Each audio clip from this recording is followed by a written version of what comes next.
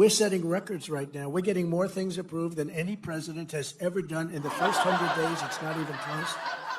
I had somebody say the most successful first month in the history. Now they said the most successful 100 days in the history of our country, and I believe that's right. And we're going to continue that way, if not more so. And we're going to do tremendously in midterms. There's no reason we should do great in the midterms. There's this thing that, for some reason, the president, whoever the president is, the midterms are tough. Why would they be tough? If we're doing great, they should be easy. And I'm telling you, we got to win a lot more. But as Mike said before, I happened to listen to him. He was on C-SPAN 1. That's a big upgrade, right? I was listening as I was putting on the tie. How does it look? He was on C-SPAN 1, and they were talking about that. And I thought to myself, because people love him and they love the leaders, they love, really, the party is just doing well. A couple we could do without, to be honest with you. But the party is doing well, and there's no reason we shouldn't just get together and win these midterms and win them by a lot, because 7, that I heard Mike talking about before, 7 is not really enough. But we lived for 1 for a period of time. You know, the only thing good about 7, when you have 1, and now all of a sudden you have 7, it sounds like it's like a landslide. It's so good. It's like the most amazing thing. 7 sounds so good when I hear that. It sounds like we can't be beaten. And we should be 50, 60 up. Honestly, we should be 100 up, because based on policy, these people have the worst policy that anybody's ever seen. There's something wrong with them. Honestly, there's something wrong with them, all this crap. 13 House Democrats currently represent districts that voted for Trump, and voted for Trump big. And in 2026, we're going to tell them, all 13, that you're fired, get out. Out, get out. No reason for that, 13, but 13 is a small number compared to some of these stats. We are going to work very hard. I'm going to do tele-rallies. I'll do rallies for a lot of you, but I'll do tele-rallies at a minimum. And we just had 2 great elections, by the way, and I heard everybody is introducing our 2 new Congress. Where are they, please? Stand up. I want to look you in the eye. I want to look you in the eye, Randy. Look at the 2 of them. What a job you did, man. You were never in doubt. Where's our second person here? And there he is. Boy, they gave him a lousy seat. He's behind. Great job. We're proud of you, man. Great job. Great job. Thank you. And, you know, both elections, they were saying, it's going to be close. It's going to be close. And I was listening. And they won by, you won by what, 17 points, 18 points? I don't think that's close. I don't think it's close. So we won by 15 and 18 points. And they're saying it was a terrible evening for Trump. Can you believe it? Terrible evening. They only won by 18 points and 15 points. Anyway, good job, both of you. Good job. But in addition to our fantastic House Speaker, we're pleased to be joined by Majority Leader Steve Scalise. And I watched you too, Steve. I watched you on C-SPAN 1. And Steve has suffered greatly. I was there the night that it looked like he wasn't going to make it. He's very brave, but he suffered greatly. And I told the story about the baseball game where, I mean, he was really, the doctor told me, sorry, and anybody lose so much blood, it's not looking good. And his wife loved him. She was such a disaster that night. She was crying. She was crying. Because I've been with people that were in serious trouble when the wives couldn't. They couldn't care less. In fact, after they recovered, I said, do yourself a favor, get rid of the wife. She could. No, I'm only kidding, of course. I'm only kidding. I like to say I'm only kidding. That way, that cleans it up a little bit for the press. I say I was only kidding. No, I've seen some wives that were truly not bothered too much. I had one where the dog died and the husband died on the same day, and I said, it's too bad about Harry. No, but Lucy died, Lucy. Oh, my God. Harry didn't, he left her a fortune, too. Can you believe it? Harry didn't matter. The dog mattered a lot. But I was with Stephen, and he was really, that was a tough thing. And then, amazingly, he was, like a year later, he was in a baseball game against the Democrats, and he was playing second base. And he was having a hard time. It's a hard time getting around. And with his luck, a shot was hit to him on the ground, a ground ball. And he got down, and that ball was, no way that ball was, it was right at him, but really, it was whacked. I don't know who the hell hit it. It looked like a major league ground ball. And Steve went down and blocked that sucker and got on his knees and threw it to first base. It was the most unbelievable thing that it could happen. This was God watching a game, I'm telling you. Does everybody remember that? He blocked it, knocked the hell out of his foot. Not his glove, it was his foot. And he got down and grabbed the ball, threw it out, and got the runner by quite a bit. And they then took him out of the game. And I said, what a great move. That was a good manager. They took him out of the game because you can't improve on that, let me tell you. But he had great courage, and amazing how he's done. And he's been very special, and all of us know it. He's really done great. Another man I've really gotten to know a lot, and I think he's fantastic, is Tom Emmer, Majority Whip. I think he's fantastic. Where's Tom? Where's Tom? Where is our Tom? Because I want to see his wife. You know, his wife is better than him. He admits it. Oh, that's good. Hi, Tom. So where is she, Tom? Oh, no. She's home. She's watching C-SPAN. Thank you, Tom. Great job you do. And Lisa, you were up talking about Donald Trump tonight. And Lisa McLean, conference chair, she was talking about Trump. And I appreciate it, Lisa. Lisa, where are you, Lisa? It's like a roast. Thank you, darling. I saw your whole speech. I watched you and Steve and Mike. I watched the whole thing. Then they said, sir, we have to leave. You're going to be late. I said, I don't want to watch your speeches. And we have Richard Hudson, the NRCC chairman, who set the record tonight. Richard, great going. That's a great job. And Brian Jack, who was with me from day one of my political career, he was so fantastic. He was so fantastic. And he came to me, he said, do you think it would be okay? He wanted to run for Congress. He always wanted to run for Congress. It was the most important thing. But he was with me, knows so much about politics and boxing. He knows a lot about boxing, too, but he loves politics. But he really just wanted to run. I think his ambition was to be a congressman. And the seat came due. A good member of Congress actually retired, and Brian in Georgia. And Brian said, what do you think, sir? He said, well, you got my endorsement. And he won by a lot, and he's never looked back. He's a fantastic guy and a great political leader, a great politician. Brian Jack. Where are you, Brian? Where are you, Brian? Hi, Brian. Great job. I'm proud of you, Brian. And more than 160 members of Congress, and I'd like to really, you've done incredibly well. They're really looking back. And, you know, I said before, the Democrats have taken a lot of beatings. They have lost their confidence. They've gone crazy. They've gone crazy. How about this new one they have? Their new song, Crockett. How about it? You see, is that real? Are they serious about that? That's their new song? If that's their new song, they're in serious trouble. I mean, this is Crockett. Oh, man. But we've done a job, but they've totally lost their confidence. And it's a hard thing when you lose your confidence. But they have. They've taken a lot of beatings, and now they're going to rely on Crockett to bring them back. Crockett's going to bring them back. You ever watch this? Last November, all the leaders here tonight were given a mandate from the American people. At the presidential level, we won, think of this, all 7 swing states. We won the Electoral College 312 to 226. That's not bad. Remember? The fake news was saying it's going to be tough because people like Trump, but he should be able to get 270. I actually went to Nebraska and campaigned for 1 vote. I went to New Hampshire. I campaigned because they said that it could be where 270, 269. So I'm going to all the places, and I'm trying to get one. We won Nebraska big, but there was one area. And I went there. I went all over the place campaigning, and then we get 312. But we won in a landslide, too, because we won the popular vote for the first time of a Republican in decades. And now I think that's going to be done routinely. We won 85% of all counties in America, 525 for them, and 2,725 for us. That's that map that you see. It's all red except for the 2 corners have a little blue, a little line of blue.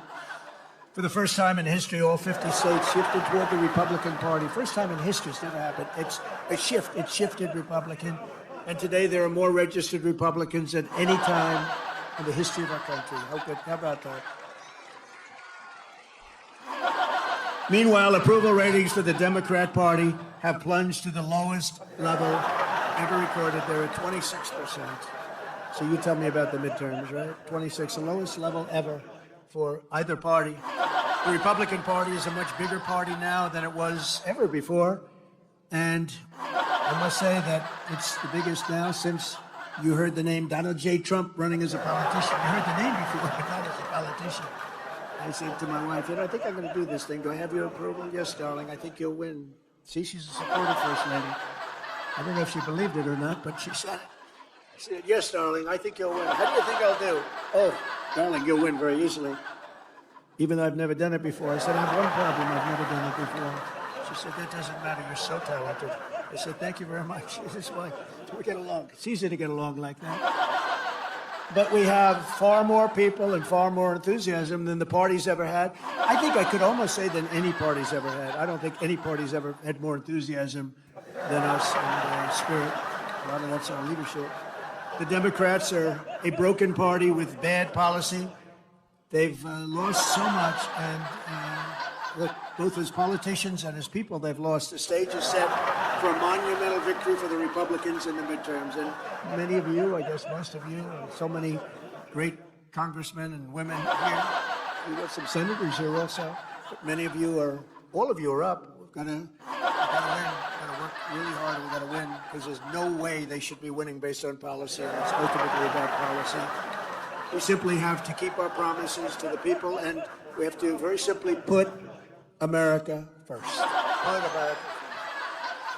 And I said, I ran on common sense. I ran in. It sounds like a phrase that would have been used. I don't know. Nobody tells me it was used in politics before. Now everybody's using it. I see the Democrats, some Democrat guy is a real sleazeball. Got it. He said, yeah, I ran on common sense. That's what I did. Common sense, yeah. And I said, gee, the problem in politics, you come up with a little slogan and they copy it. But they copied no tax on tips. Remember, I said no tax on tips. Nevada hadn't been one for many years, Republican. And state of Nevada, and don't ever call it Nevada. You'll lose 25%. Nevada, it's true. It seems almost nicer the other way. Nevada sounds like Brooklyn. Does that make sense? I come from Nevada. But don't ever call it Nevada, call it Nevada. But as you know, the corrupt globalist establishment that ruled our country for decades is now complaining that I'm doing exactly what I pledged to do in the campaign. All of these things, tariffs, the men and women sports, everything. The borders, strong borders. We have the strongest border we've ever had today. It was just announced. The strongest border. They don't want to write that. They forget. They forget. Eggs. I came in eggs. Not a very glamorous thing to talk, but eggs. I was in for 1 week and they said, egg prices are soaring. I said, I've just been here. I didn't know this. Please. I didn't know it. The fake news. They're going, egg prices are soaring. I said, man, I just got here. Let me know about it. What's going on with eggs? Tell me. So they gave me a little bit of a thing, and it's true. Under Biden, they soared like double, triple, quadruple. You couldn't even get them. They were not available. They said, don't use eggs for Easter. Use the plastic alternative. Plastic. We got at Mar-a-Lago, we got plastic eggs all over the place. They said, don't use it for Easter. If you're doing an Easter egg hunt, do not use eggs. Well, we have a wonderful Secretary of Agriculture, as you know, Brooke Rollins. She's here someplace. And she went after it. When she goes after something, we don't play games, right, Brooke? And egg prices are down now 87%, and you have all the eggs you want. 87%. And they didn't write about it. They don't talk about it. I go up, I make speeches about eggs all the time. I never get a reporter writing about it because we were successful. If you're a Republican, when you're successful in something, you have to toot your own horn. Talk about it because you're the only one that's going to. It's a pretty rough, it's a rough business, I will tell you. But the shrill voices that you're hearing this week about tariffs are the same scoundrels and frauds who never thought twice about when the United States lost 90,000 factories and plants. Think of that, 90,000. How do you do 90? If you had a map, a big map the size of that wall, and you had a pin for each factory, you wouldn't have enough room. You think of it, 90,000 factories since NAFTA, the worst trade deal in history, by the way, and we had it terminated. Everybody said you'd never be able to. It had to be terminated by Congress. It was not easy. It was so bad. The people have a lot of. It's very interesting. They have a lot of power. They have a lot of political power. It's hard to get even a bad deal terminated, but we did do it. And we got USMCA, and that's been really great. But when they cheat, it's not so good. When they cheat, they do cheat. You know, I respect Mexico, I respect Canada, but they cheat like hell. You know, Canada charges for dairy products 270%. Nobody knows that. They charge you 2% for the first 2 cartons of milk. And after that, you go up to 270. And the press says, they've only charged 2%. No, that's for the first 2 cartons. So it's, you know, we can't have that. And we have to be wise to it and get along with everybody, but we have to call people out.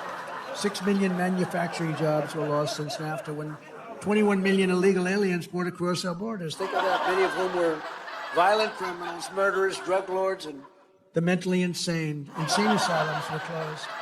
They used to go crazy when I talk about Hannibal Lecter, the late, great Hannibal Lecter, Silence of the Lambs. The fake news would say, why does he talk about that?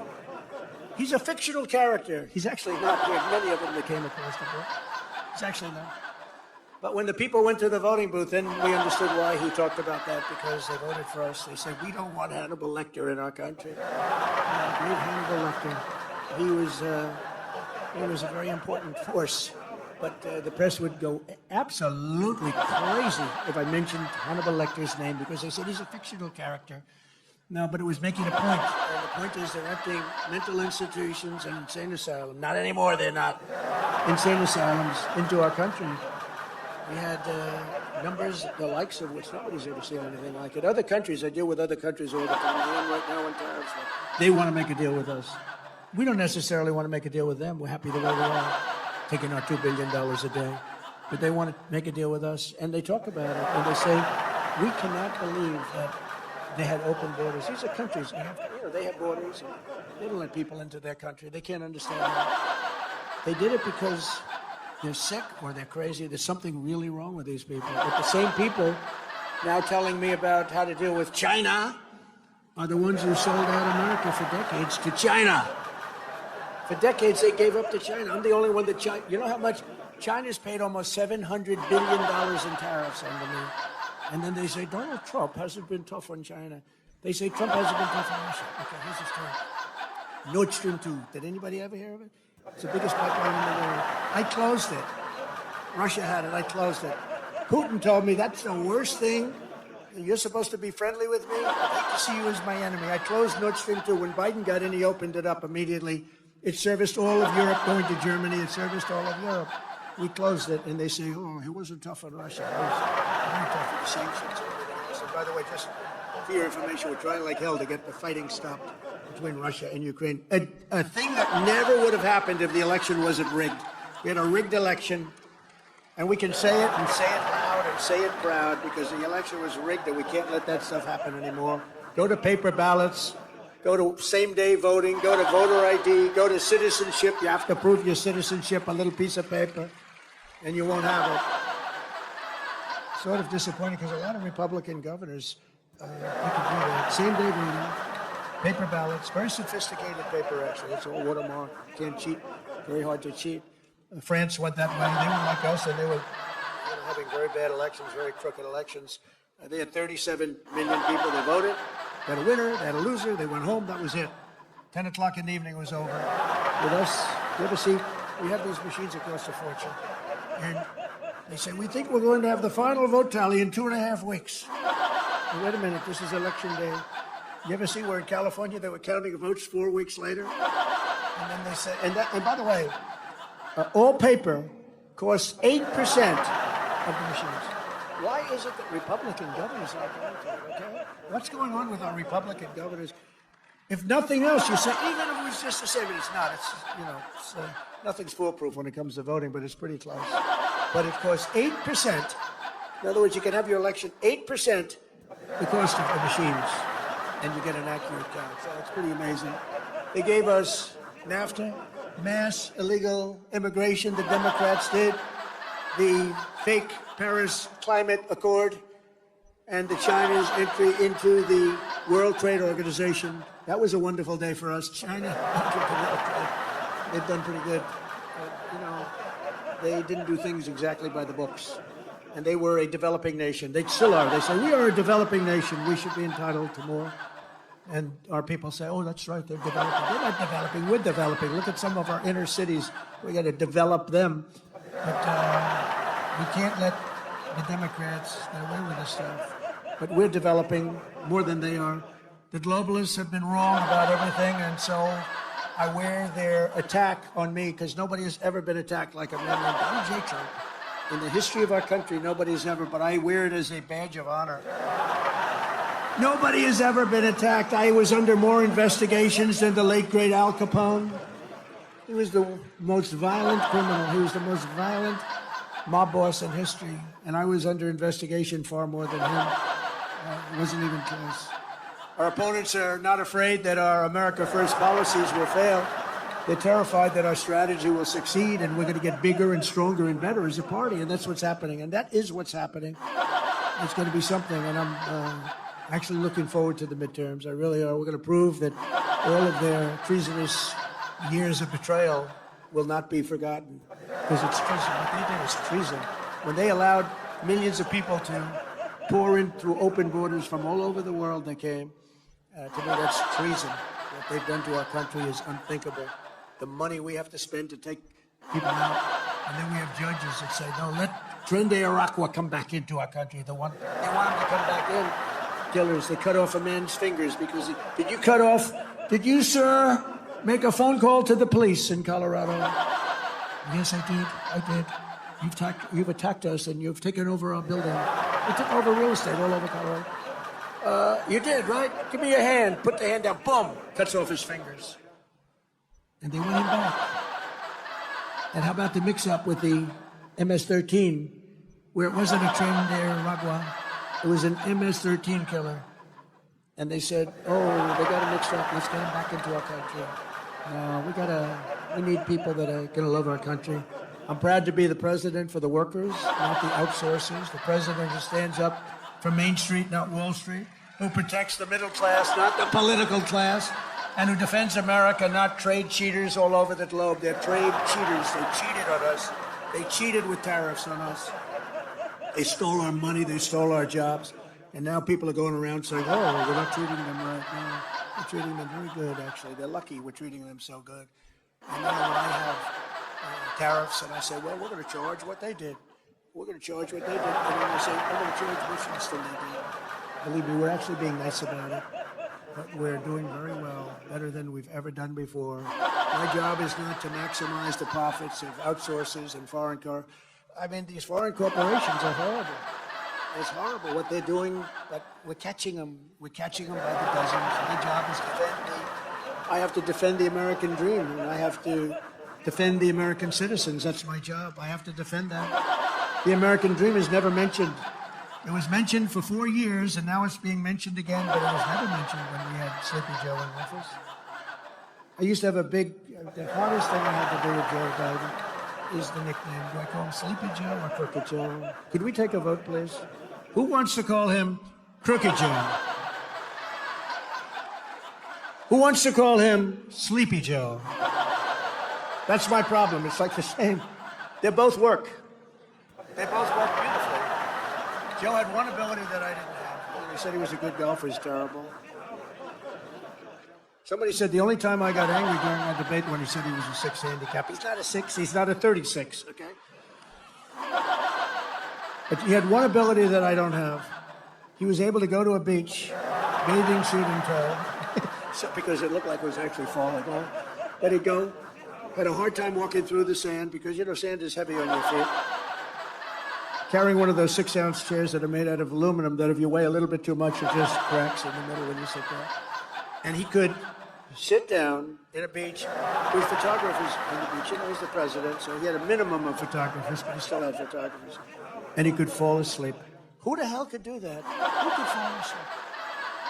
And he'd turn around and drool would be coming out. He didn't care. His wife didn't care. It's an ability that I could never fall asleep under those circumstances. I'd be very conscious of my body and what we look like. I'd be sitting up like this. And I'd say, darling, it's time to go. Let's get out of here. Well, wouldn't most people? This guy could go to the beach, and he was out in seconds. Guys are shooting him. He'd be in the papers the next day, eyes closed, mouth open. The United States has been getting ripped off for 50 years, and we're simply not going to take it anymore, and that's what's happening right now. In 1950, the United States dominated global auto production, producing more than 75% of all of the cars on Earth. Think of that, 75% and even higher before that. Today we produce 11%, while China produces 3 times more than we do. Let me tell you something. With the tariffs that we're doing, as you know, we have tariffs on automobiles, aluminum, steel, separate from the other tariffs, the baseline we call it. Companies are pouring back into our country with plants. There's a run on sites. There's a run on old plants. Most of them are being ripped down for new plants. They stopped building in Mexico, 4 or 5 plants, and they're all coming into the United States. I know what the hell I'm doing. I know what I'm doing. And you know what I'm doing, too. That's why you vote for me. And the chip makers are coming in. They're all coming in. We've never had anything like this. We have investment, they think, of about $7 trillion. And that's been in a month and a half. Think of that. For the first, you got to give me a little time to get warmed up with that. So let's take the first couple of weeks off. For about a month and a half, we got almost $7 trillion spoken for. Trillion. We've never had that. I don't know if we've ever had it any time, but if you go back and look at Biden and these other campaigns, any of them, they didn't have those numbers for the year. These are the biggest chip makers in the world, the biggest auto manufacturers in the world. $7 trillion of investment, and that means jobs. I look at it differently, not investment. I look at it as jobs. And they're coming in at levels that we've never seen before. And it is true that Mexico, they've stopped building plants, and those plants are now going to be built in the United States of America. So it's pretty exciting. All because of 2 things. They say, they want to be nice to me. They say, sir, because of November 5th, the election, and because of tariffs. I said, in that order? And the smart ones say, yes, sir. First was that you got elected, and second was tariffs. And I'll accept that, But I will tell you because of tariffs. But I'm the only one that would have done the tariffs because everybody was afraid. They were afraid of being criticized because the globalists will go after you. For 7 decades, American ships have patrolled the seas. American troops have kept the pace and peace. And American wealth has enriched the globe. But despite all we have given to them, you will not find an American car in Berlin, in Tokyo, in Seoul, in Shanghai, not a car. I used to say to Angela Merkel, Angela, how many Chevrolets do we have in Berlin? Why, none, Donald, none. That's right, Angela, you got it.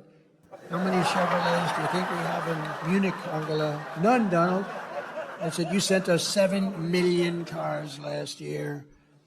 So we're going to start buying American-made cars or cars that are manufactured in America. And if you can do it, not part of what I was going to say, but one of the best things that I think I've come up with is interest deductions. If you buy a car that's made in America, you get an interest deduction on the money you borrow.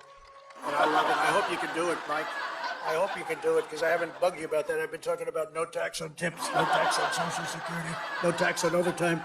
And I haven't really been as strong on this one, but it's only because it gets a little bit long, but if you think of it, you buy a car, you borrow money, and you get a deduction on that money if the car is made in America. I'm thinking that will not cost you 10 cents to make money. I think you make money actually in a certain way with the other 3 also. I think they're very important, and they were part of our campaign. I was going to say before that in Nevada, that when I came up with the no tax on tips, I think that's why we won by a massive amount. And interestingly, they came up about a month and a half later. She was making one of her few speeches. She didn't speak too much. For a reason, good reason. She's making a speech.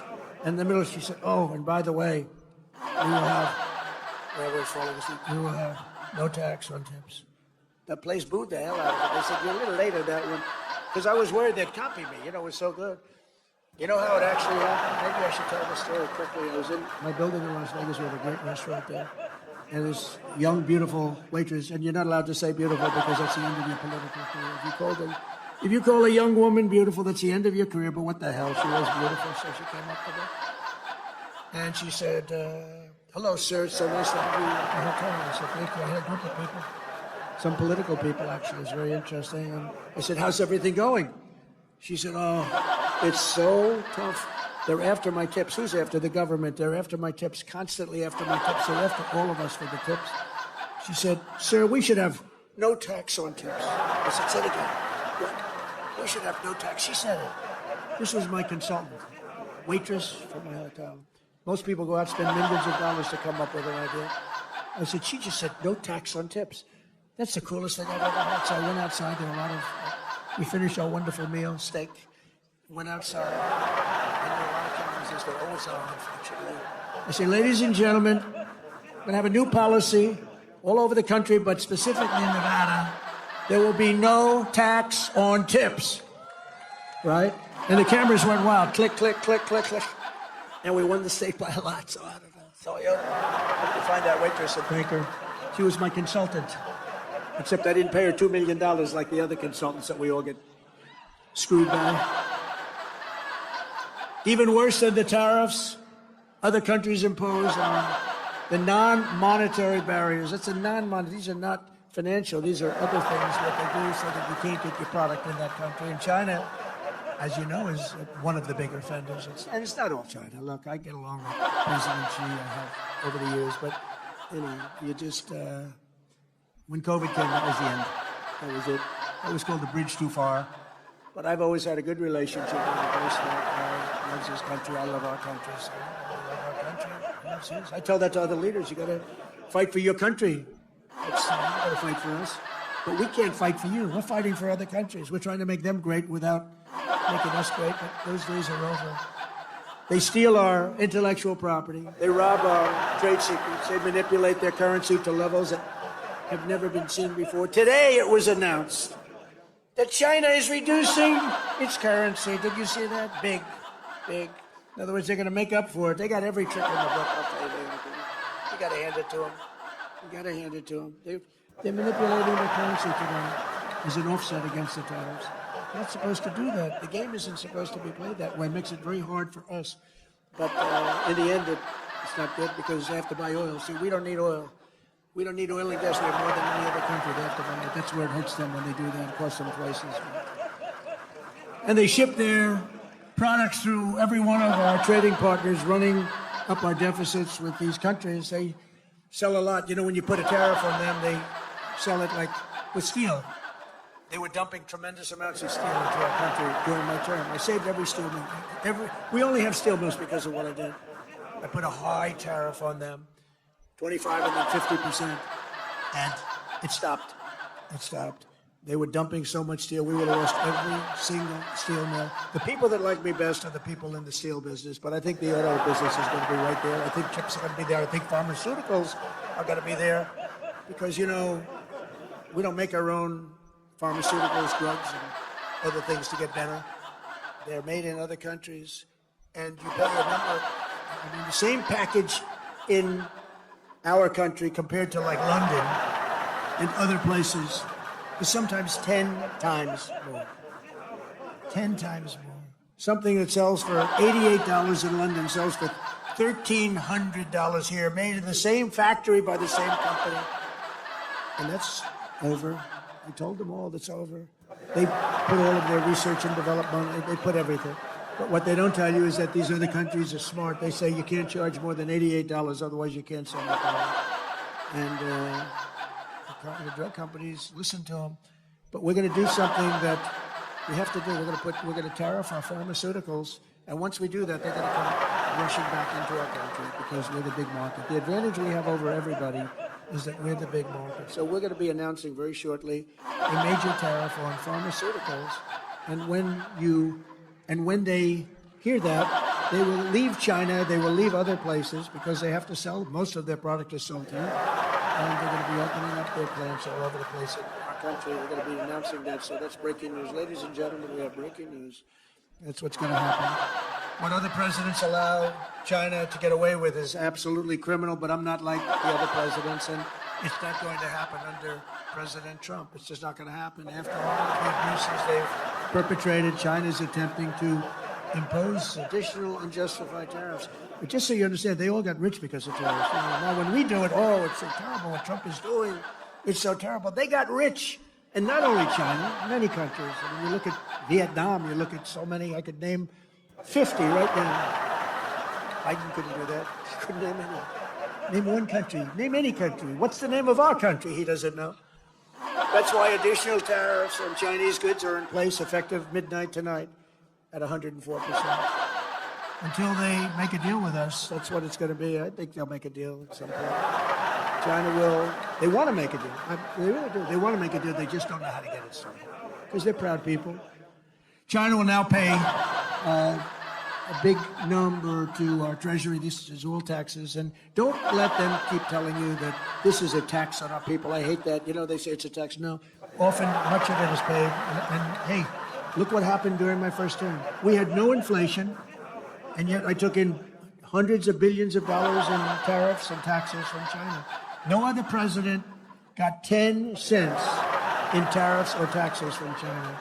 I got hundreds of billions of dollars. Hundreds of billions of dollars. And I still got along with them because they understood what they were doing was wrong. They understood it.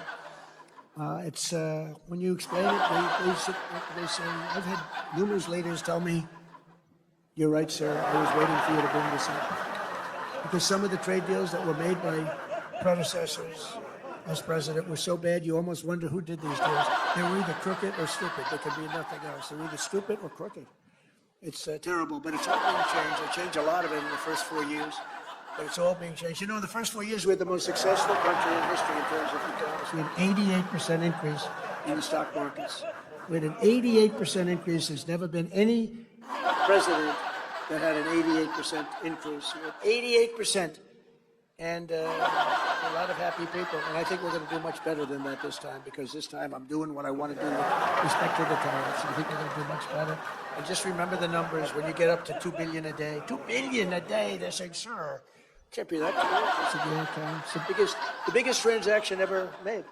This is bigger than any deal. You guys, some of you work for companies. Your companies are peanuts. I don't care how big they are. Compared, this is the largest transaction in the history of our country. And don't let some of these politicians go around saying, you know, I'm telling you, these countries are calling us up. They are dying to make a deal. Please, sir, make a deal. I'll do anything. I'll do anything, sir. And then I'll see some rebel Republican, you know, some guy that wants to grandstand, saying, I think that Congress should take over negotiations. Let me tell you, you don't negotiate like I negotiate. Congress takes over negotiating. Sell America fast because you're going to go busted. You don't. I just saw today a couple of your congressmen say, I think we should get involved in the negotiation of the tariffs. Oh, that's what I need. I need some guy telling me how to negotiate. I tell you, the happiest people in the world would be China. They wouldn't be paying 104%. I tell you, they'd be paying no percent. We'd be paying them 104%.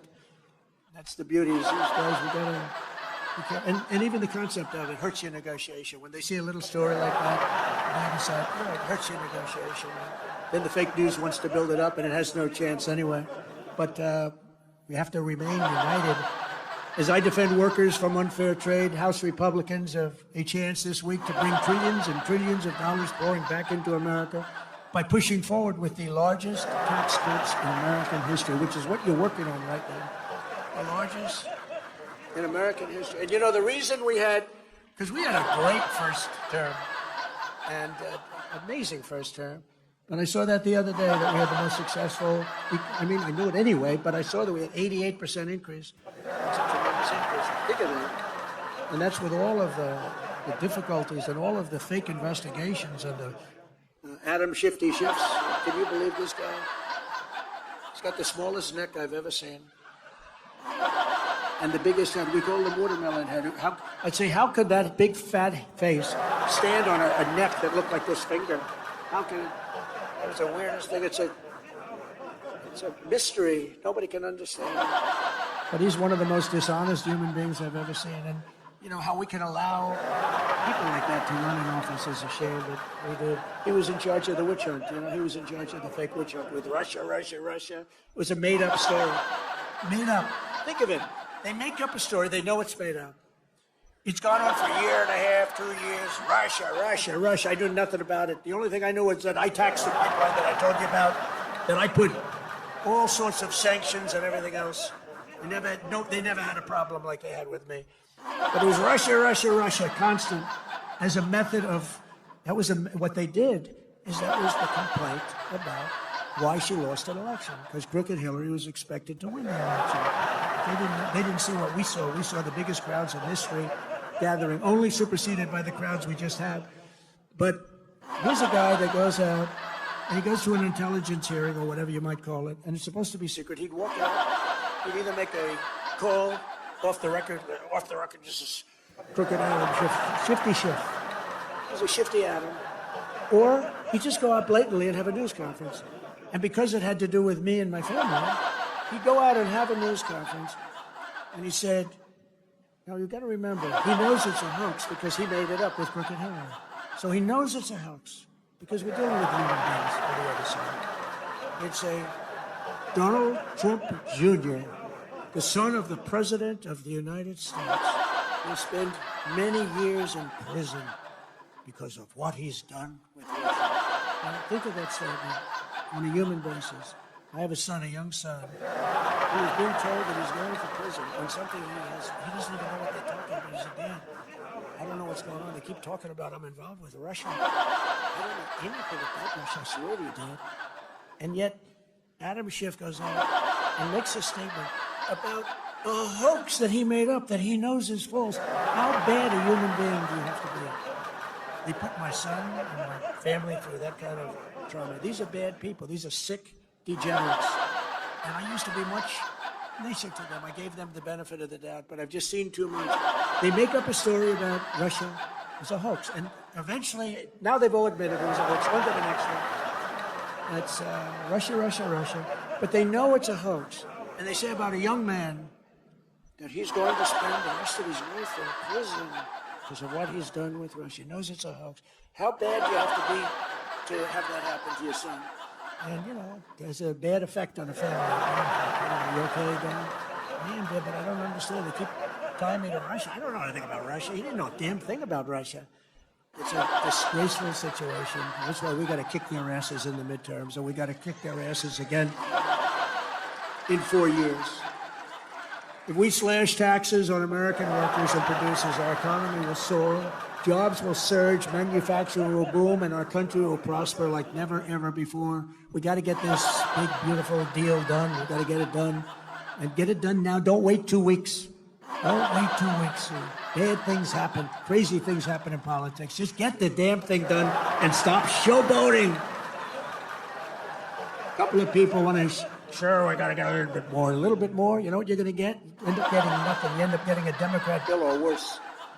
In the past 11 weeks, we've already created 350,000 jobs. It's unprecedented, including 10,000 manufacturing jobs that we haven't even started yet. Gas prices, when I came in, they said he campaigned on prices coming down and prices are going up. They're not going up, they're going down. Gas prices are way down. In fact, they had something $2.50 a gallon. I saw on television a little while ago in between watching my great friends on C-SPAN. I saw that the prices are down to $2.50, $2.60, $2.75. When I came in office, it was $3.50, $3.75. But prices are coming down. Prices on groceries are coming down. Prices of eggs are down like 87%. 87, they got me with that. I told you.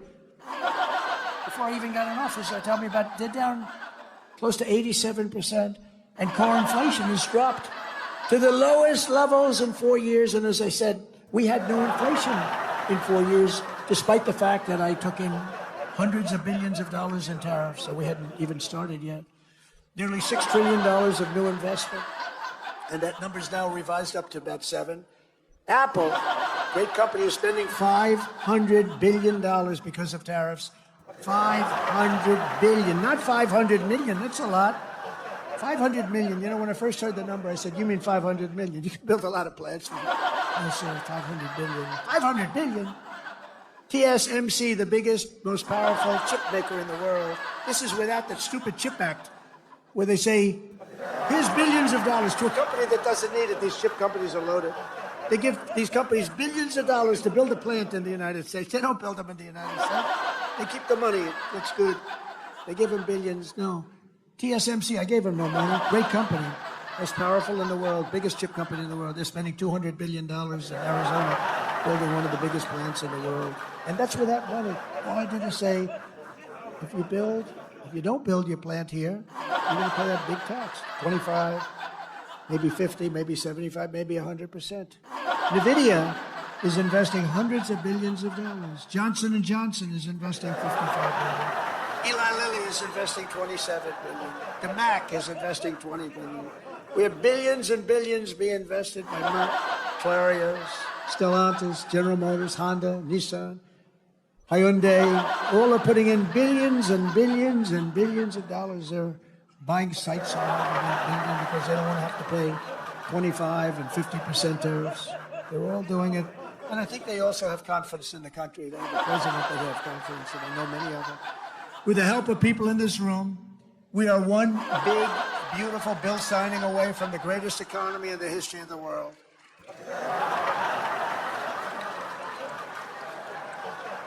And it's an overhang. You know, this bill's an overhang because if it doesn't get signed, we will have imposed the biggest tax on the people of this country in our country's history by 40%. Biggest tax, because we gave you the biggest tax cut in history. Now we're giving you another, which is one of the reasons. There are many reasons why we were so successful. That's one of the big ones. The other one is that 1 year deduction, all in 1 year deduction, so big, and I know they're working on that, the big deduction. Makes people invest. But now we're working on something that's going to, I think, blow it away. This bill is unbelievable. It's going to bring a lot of money back into our country. But if we don't do it, it's going to be a disaster. And you just better hope that people believe that it was the Democrats' fault, because, you know, they're very good at saying it was our fault. It'll be the biggest tax increase in history. And all my life as I watched politicians, I wasn't a politician, but I watched them and I contributed to them a lot. Contributed a lot of money over the years, but I watched it. But all my life I hear politicians saying, we are going to give you a tax cut. I will cut your taxes. We will cut your I never heard. They're the only party that says, we are going to increase your taxes. Vote for me. Who the hell ever heard this? Only these people. We're at a strange time. These lunatics go out and they tell everybody how you're going to have a big tax increase. So maybe they want the bill to fail so that we can have a tax increase. Maybe they'll take credit for it. But I've never heard that said. Oh, I've watched politics all my life. I've never seen politicians campaign on, you're going to increase your taxes, except these crazy Democrats. As part of this legislation, I am committed to spending cuts, and I will fight hard to include the elimination of hundreds of billions of dollars in waste, fraud, and abuse in the bill. We've already found hundreds of billions of dollars through Doge, and Elon has been terrific. He's been really terrific. But we've found hundreds of billions of dollars of waste, fraud, and abuse. But now we need to get the budget resolution, and we have to get it passed in the Senate. We have to bring it through the House. It's going to pass in both. One thing I'll say is that Thune has been great. John Thune has been great. And he's worked with your great leader hand in hand. Those two bills are coming up together, and they're very similar. And I didn't know that would happen because you have a lot of different rules, procedures, complicated stuff. But Mike has been amazing, and John Thune, and they've worked like amazingly well because they've just been going on at the same time. And we're ready to get this thing done and beyond and get rid of the debt hangover ceiling that's a disaster for our country and for everybody, and to give people the biggest tax cuts they've ever had, because we're going to add them both up together. It'll be the biggest tax cuts. It'll blow away the tax cuts that we got them 4 years ago. If we follow through on this agenda, we will be rewarded with a phenomenal economy and a massive victory at the ballot box in 2026. Because we will have a record of triumph like no president has ever had, like no Congress has ever had. They will not be able to even touch your seat. Your seat is secure, and we'll pick up 40, 50, or even 60 seats. And we'll have something that's going to be smooth sailing for years to come. If we don't get it done because of stupidity or a couple of people that want to show how great they are, we just have to laugh at them or smile at them or cry right in their face. In less than 3 months, our new administration has already accomplished more than most administrations achieve in 4 years or 8 years, and everybody says it. And we have to have this stuff documented and approved. In a matter of weeks, we've achieved the lowest level of illegal border crossings in American history. They have a plaza in front in Tijuana, Mexico. I wouldn't advise going there on a trip, but nevertheless. They have a plaza, a big plaza, hundreds of thousands of people. Yesterday morning, there were none. There was a man sweeping this massive plate of concrete, massive. And he was sweeping the concrete, and there's nobody there. During the same period last year, Joe Biden released more than 184,000 illegal aliens into our country. Think of it. Many of these people were from jails. mental institutions, as I said. Since my inauguration, we've released a grand total of nine. And they were all, in all cases, medical emergencies. We did that for medical emergency reasons. Last month, we officially designated Tren de Aragua, MS-13, and the Mexican drug cartels as foreign terrorist organizations. And thanks to the Supreme Court yesterday, and today we had a big ruling too. We had a very big ruling today. But we will continue to deport these monsters under the Alien Enemies Act. Think of that, Alien Enemies Act. Can you believe it? All things we wouldn't have had to do if the election weren't rigged. Now, in reconciliation, we need Republicans in Congress to give us the full funding to permanently secure the border and to carry out. That's part of what we're asking for. Who could fight that? We want to permanently secure. Without a border or without fair elections and without a good press, you don't have a country. We have a lousy press. We now have a good border, and we're going to get good elections pretty soon. There's a lot of clamor for it. I think it's something that you should work on. You should go out and put a bill in demanding. You demand, because the states are just an agent of the federal government of you. You ought to demand paper ballots. You ought to demand one-day elections. You know what they do when it's longer than one day? All of a sudden, well, we're fixing the room up. Move those boxes. We're putting in air conditioning. We'll move the boxes back in a few days. Well, we're painting the room. Please move the boxes. And you notice the boxes go out and they move back in about half the number. Oh, it's so sick. One-day election. You don't need any more than that. One-day election, paper ballots. I think you should put a bill in. Who's in favor of a bill? Who could not want it? Who could not want it? But I think you should do a bill in that. I think it would be so popular. And more importantly than popular, it's so necessary. You have to have great elections. You have to have fair and free elections. And you've got to have borders. Otherwise, you don't have a country. To quickly bring down the cost of energy and lower the price of everything, on day one, I declared a national energy emergency to drill, baby, drill. We're drilling. Oh, we're drilling. I withdrew from the unbelievably expensive for us, the Paris Climate Accord. So we were paying, it would have cost us $1 trillion, $1 trillion. China doesn't come into it till like 2035. Russia's based on a 1992 standard when the air was dirty. India was based on a very low standard. Except the United States, we had to pay immediately. We would have spent trillions of dollars on that scam. And it sounds so nice. The Paris Climate Accord, what a beautiful name. Isn't it beautiful? It's a ripoff of the United States. Well, don't forget, I'm negotiating with these people, but if you really look, the European Union, why was that set up? It was set up to screw the United States of America. They formed a group of countries, got together, and let's make life miserable for the United States of America on trade and other things, and they have done that. They've done that. They've treated us very badly. We don't sell cars into the European Union. They won't take our agriculture. They want their own, but we take their agriculture, we take their cars by the millions. They terminated the Green New Scam, one of the great scams, one of the great hoaxes in the history of our country, only superseded by Russia hoax. I canceled Joe Biden's insane electric vehicle mandate where everybody had to have an electric vehicle in a very short period of time. Everybody was forced to have an electric vehicle. They built some power stations in the Midwest. They look like gas pumps with electricity, right? They spent $8 billion, and 4 of the 9 of them don't work. 4 of 9, they built 9 or 8, but half of them don't work. They spent $8 billion bringing the cables, bringing the wires. What a great investment that was. Billions of dollars they spent. Now people can go out and buy a gasoline-powered car, a hybrid. They can buy whatever they want. We don't want hydrogen because they have some big problems. They blow up and you never see who's driving the car. You're not recognizing. That's a big problem. They were telling me about, sir, I'm really liking hydrogen cars. I said, but isn't there a problem? Yes, they tend to blow up on occasion. I said, how bad is it? Well, we found body parts 250 yards away from the car.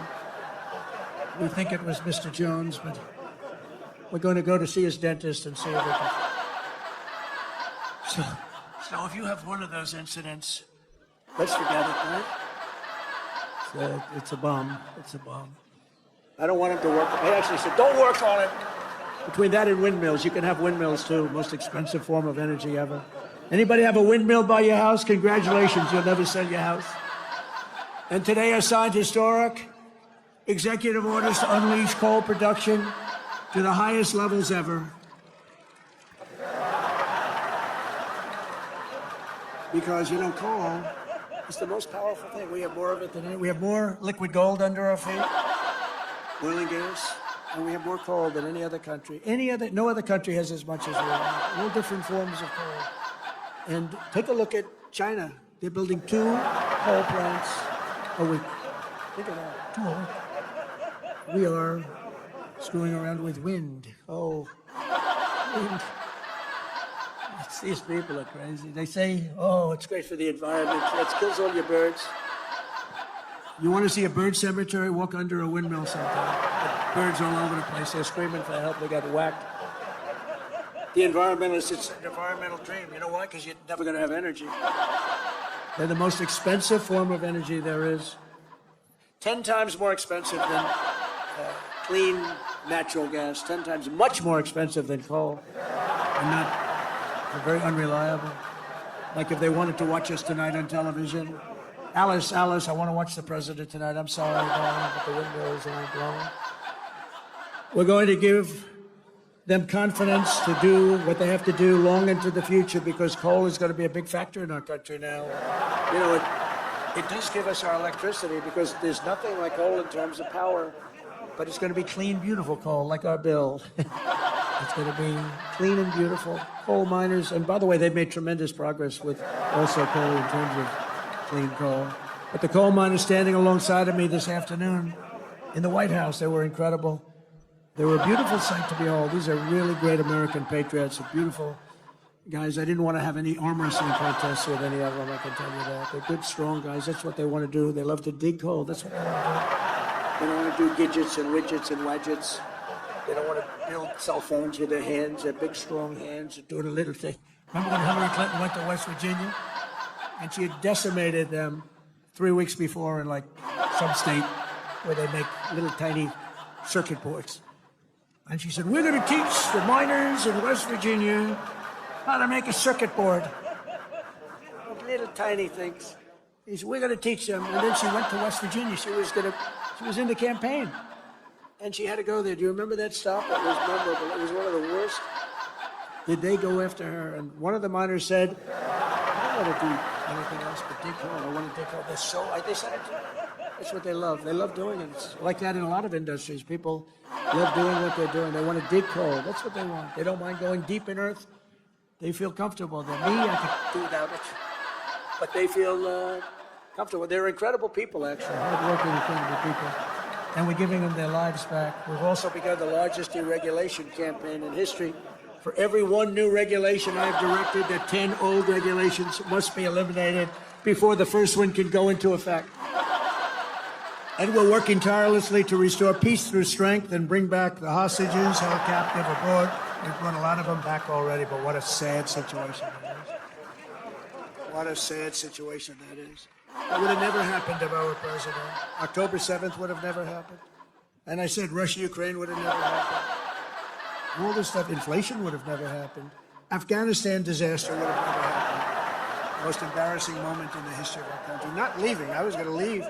I'm the one that got them to a point where they could leave, but I was going to keep Bagram, the air base, one of the biggest in the world.